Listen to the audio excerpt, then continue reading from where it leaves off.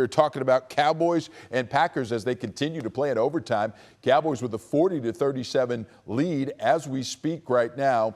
And before we get into more of the game in terms of where it is right now, let's just back up a little bit and talk in general terms about what the Cowboys going to overtime against this Packers team means. And Coach, I'll start with you because, listen, the Cowboys go into this one as a 7-point underdog, which is huge in the NFL, and they still figure out a way to not only be competitive, but they still have a chance to try and win this ball game. So what do you think about the performance so far?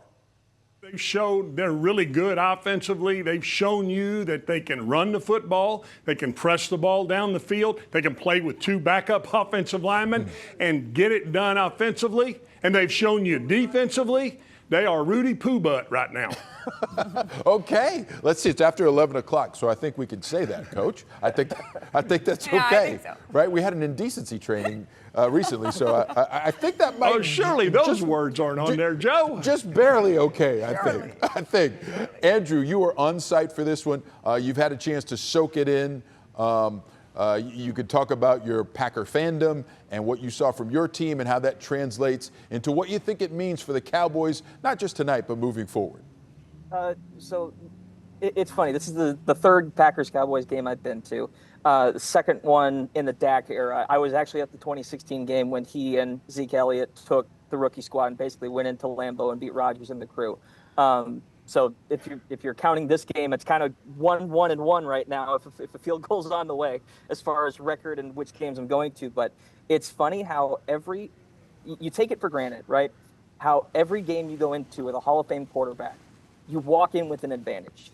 And the Packers have had that for generations at this point. Rodgers, Favre, who is here in the building. But the counter is also true. And, Joe, I want to go back to something when we had conversations about what this Packers team could, quote-unquote, be after the first week. You asked me, are they a Super Bowl contender with Micah after the performance? And my quote was, no, because I need to see more from Jordan Love and his consistency.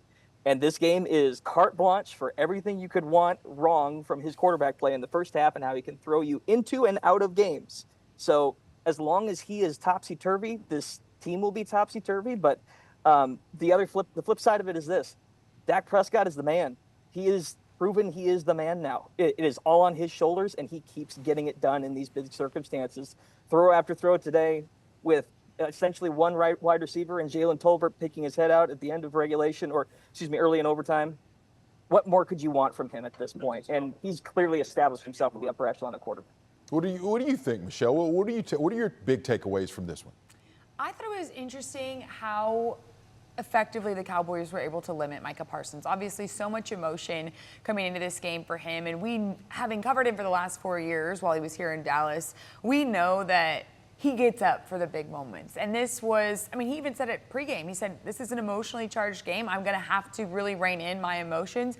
And we know that he wanted to get after Dak Prescott. I think they did credit him with that touchdown-saving sack there at the start of overtime. So he got his sack of Dak, which we know he wanted coming into this. But other than that, I was really impressed with both Nate Thomas and Terrence Steele doing a pretty good job limiting him. He I know would probably like to stack the stat sheet a little bit more than he was able to tonight, but that's what jumps out at me. And then, they've already said it. The offense, I think it was Stretch saying before the game started tonight, the Cowboys have to put up 30 on offense if they want a chance at winning any game this season. They had to do that here tonight with a chance to win it. Of course, this one going to overtime, and the only game they've been able to win this season is taking them to overtime so far. So those are just some of the things that immediately jump out as the game plays on. Yeah, no doubt. And listen, the Cowboys and Packers are playing on. So here's what we're going to do. Let's take a quick break, and then we will give you the latest from AT&T Stadium. Keep it here. It is the Ultimate Dallas Sports Show. Stay with us. And we do have breaking news on Ultimate Dallas Sports Show. It is now a final, and we do have a tie. The Cowboys and Packers did all that work, 10 minutes of overtime, and we're tied 40-40. And first blush, I'm not exactly sure how I feel, but I will say this. As badly as that Cowboys defense has played, I don't think a tie is the worst thing that could have happened in this game. And it's tough to take. As Americans, we don't like ties. Never did like ties. I don't like wearing a tie right now. No, seriously, we don't like ties, so it's hard to take. But I think it's not the worst thing that could happen to your Dallas Cowboys tonight. Especially when the Dallas defense started the game as poorly as it did. I mean, think about the fact that this was a 13-0 game in the second quarter, and it looked like it was only going to get worse. And then there was obviously the momentum-shifting play that resulted from a special teams effort. And then, yeah, the defense is just, you know what, Joe? It was better today than it was in Chicago. Yeah, And what I mean by better is which is a low bar. The receivers weren't 8 yards away from, or excuse me, the cornerbacks weren't 8 yards away from the nearest receiver. Yeah, they were only 3. Yes. Which is wide open in the NFL. That's a very good point. That's a very good point. All right, let's go to Coach. Coach, tie ball game. What do you got? Joe, speaking of a low bar, can you get Michelle to like lambada under it? Do you have something down there that you could put? Oh, yeah, defensively. Oh, that's a painful. It's like kissing your sister. Just a tie. It just rubs me the wrong way. Period. Andrew, what do you think? Listen, this was already a moral victory if you're a Cowboys fan. Everyone's expecting you guys to get blown the doors off. You showed everybody what Jordan Love can be if you put pressure on him. You looked like this team's equal, which I think, considering where things were earlier in the season, that's a huge step forward. And more importantly, what we've learned from the NFC East, from this game, no one knows anything a month into the season. Like, we're still figuring out who these teams are, who's going to be consistent. And if you can be just treading water at 2-2, you're doing all right. No, I don't think it's, as I said, I don't think it's the worst thing for this Cowboys team. And I think here's the important point moving forward. Because if they would have found a way to lose that game, as they very easily could have, given the way that the defense has played in these first 4 games, I felt like it would have kind of erased some of the good that we did see in this ball game. Because we did see a lot of good in this ball game. I mean, listen, I would submit to you that the biggest play in this ball game was made by the Cowboys defense. When James Houston got the strip sack and the Cowboys were immediately able to turn that into 7 points. All of a sudden, you're playing complimentary football from an outfit that seemed absolutely incapable of doing so. And because they were, it felt like it was going to be just dysfunctional for the entire time. Well, all of a sudden, he gets the strip sack. Cowboys scored the touchdown. You put a little bit of doubt in the Packers. Matt LaFleur is not as freewheeling as he was before. And all of a sudden, you got a game, and it felt like there was at least close to equal footing for Dak Prescott and that offense. And I think that is a quantum leap forward for this team. And I do think going into games against the Jets and then the Panthers, you at least feel like you got a shot. And I think if Green Bay would have gone down and scored a touchdown, it would have been like, man, this defense is just incapable of allowing this team to function. Michelle, what do you think? I think having George Pickens have the day that he had was probably the best part of the day, because we don't know realistically how long CD is going to be out. He was seen with a boot on his ankle today. So I know it's tricky with those high ankle sprains. I know he is one of, the premier receivers and just athletes in the league, and he's expecting his own self to be able to return quicker than the doctors suggested, but you don't know how long he's going to be out. So to see George Pickens, I think his final stat line was 8 receptions on 11 targets, 134 yards, 2 touchdowns, and it was the plays when he made them that I felt like really made the difference.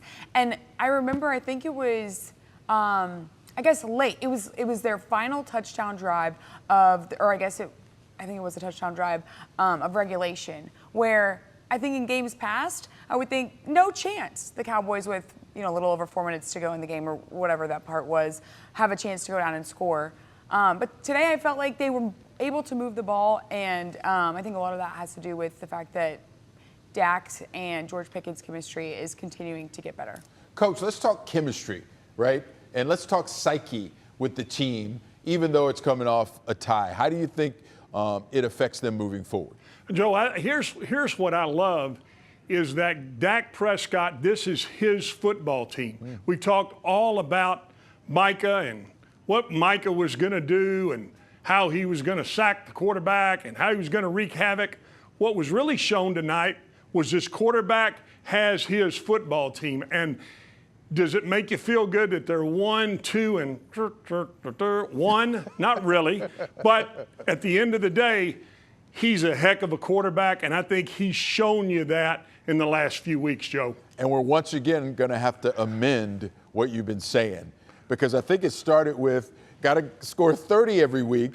Then it went up to 35, and now I think it's going to be, what are we at now, 42, 45? Joe, it's like a pinball machine. You played pinball for crying out loud when you were a kid. You get it. It's whatever Brandon Aubrey's range is. They're one and the same. Yeah, okay, we're going 57, 60, 60, baby, right? So psyche-wise, Andrew Seeley, what do you think?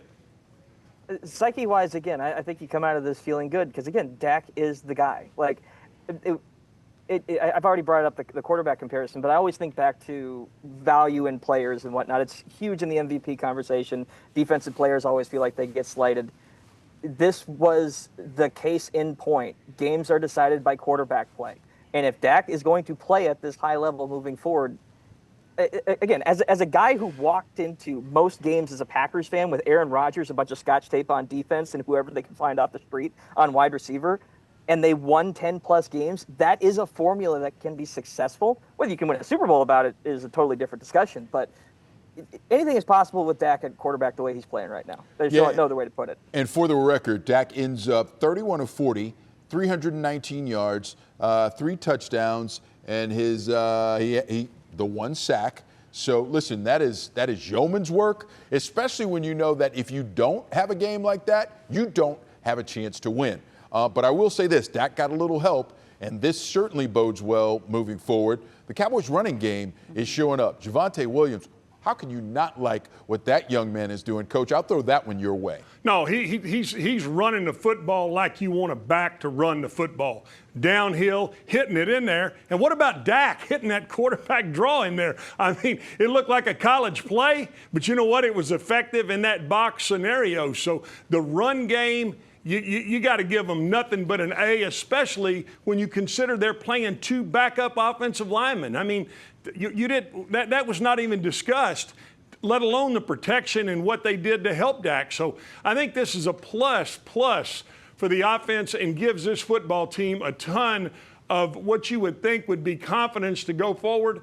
Now, hopefully, they can get, Chavon Ravel back in there and hopefully see if they can piecemeal a secondary together, because one side of the ball is really fun to watch, and the other side of the ball is extremely painful. It is hard to watch, no doubt about that. Javonte Williams, 20 carries, 85 yards, good stuff, bodes well for that offense, allowing Dak and company to operate.